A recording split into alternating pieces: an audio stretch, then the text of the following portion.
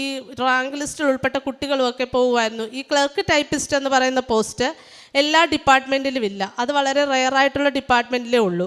അപ്പോൾ ആ ഡിപ്പാർട്ട്മെൻറ്റൊക്കെ കണ്ടുപിടിച്ച് അവിടെ പോയി ഒഴിവുകളുണ്ടോ, ഇന്ന് ആരെങ്കിലും പ്രമോഷൻ ആയിട്ടുണ്ടോ എന്നൊക്കെ അന്വേഷിച്ച് പോകുമായിരുന്നു.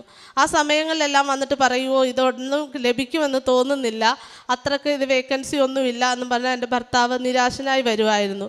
ആ സമയങ്ങളിൽ എൻ്റെ ഭർത്താവും ആ വേറെ റാങ്ക് ലിസ്റ്റിലിട്ട കുട്ടികളുമൊക്കെ പോകുന്ന സമയം ഞാൻ എൻ്റെ ഭർത്താവിൻ്റെ കയ്യിൽ ഉടമ്പടി കാശ് രൂപമെടുത്ത് വിശ്വാസ പ്രമാണം ചൊല്ലി പൊതിഞ്ഞ് ആ പേഴ്സിൽ വെച്ച് ഞാൻ കൊടുത്തു വിടുമായിരുന്നു. ഞാൻ ഒരു ഓഫീസിലും പോയില്ല, ഒരു ഒഴിവ് റിപ്പോർട്ട് ചെയ്യാൻ ഞാൻ എങ്ങും ഇതുവരെ പോയില്ല. ഞാൻ ഇവിടെ നിന്ന് എൻ്റെ അമ്മയ്ക്ക് വേണ്ടിയിട്ട് ശുശ്രൂഷ, അച്ഛൻ എന്നെ ഏൽപ്പിച്ച ശുശ്രൂഷ ചെയ്യുകയായിരുന്നു. ആ സമയങ്ങളിലെല്ലാം എൻ്റെ ഭർത്താവ് എല്ലാ ഗവൺമെൻറ് ഓഫീസുകളിലൊക്കെ പോകുന്ന സമയങ്ങളിലെല്ലാം ഞാൻ ആ ഉടമ്പടി കാശ് രൂപം പ്രാർത്ഥിച്ചു കൊള്ളുകയാണ് ചെയ്തിരുന്നത്. പരിശുദ്ധ അമ്മ ഏശയ്യാ 45:2 പറയുന്ന പോലെ, ഞാൻ നിനക്ക് മുമ്പേ പോയി മലകൾ നിരപ്പാക്കുകയും പിച്ചളവാതുകൾ തകർക്കുകയും ഇരുമ്പോടാമ്പുകൾ ഒടിക്കുകയും ചെയ്യും. നിന്നെ പേരുചൊല്ലി വിളിക്കുന്ന ഇസ്രായേലിൻ്റെ ദൈവമായ കർത്താവ് ഞാനാണെന്ന് നീ അറിയേണ്ടതിന് അന്ധകാരത്തിലെ നിധികളും രഹസ്യ ധനശേഖരവും ഞാൻ നിനക്ക് തരും.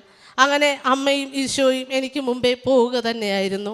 അതിന് ഞാൻ മെയ് മാസം വണക്കം നടത്തിയ സമയങ്ങളിൽ വണക്കത്തിലെ നിയോഗങ്ങളിലെല്ലാം ഞാൻ ഇത് എഴുതിയിരുന്നു. എനിക്ക് എൻ്റെ ആ ജോലി ലഭിക്കണേ, എത്രയും പെട്ടെന്ന് ഒഴിവ് റിപ്പോർട്ട് ചെയ്യണേ എന്നൊക്കെ ഞാൻ എഴുതിയിട്ടിരുന്നു.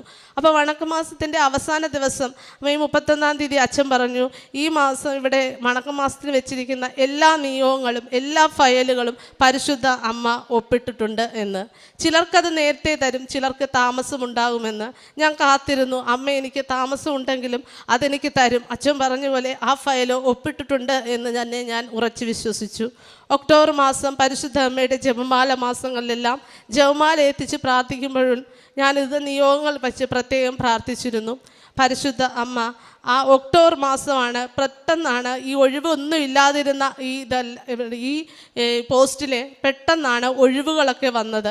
എനിക്ക് 6 ഒഴിവ് കൂടെ ഉണ്ടെങ്കിൽ എനിക്ക് ജോലിക്ക് കയറാമായിരുന്നു. എന്നാൽ ഒക്ടോബർ മാസം എത്രയും പെട്ടെന്ന് 5 ഒഴിവാണ് റിപ്പോർട്ട് ചെയ്തത്.